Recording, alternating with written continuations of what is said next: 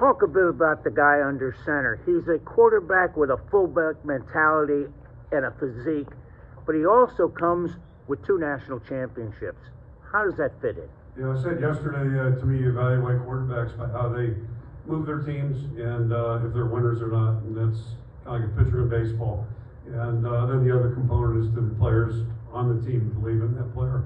And the good quarterbacks I've been around, that's what it is. There's all sizes, shapes, descriptions. Probably 2 of the better ones in the country playing today, in my opinion, against each other. Very different players, but very, you know, just fit the bill of what I just described.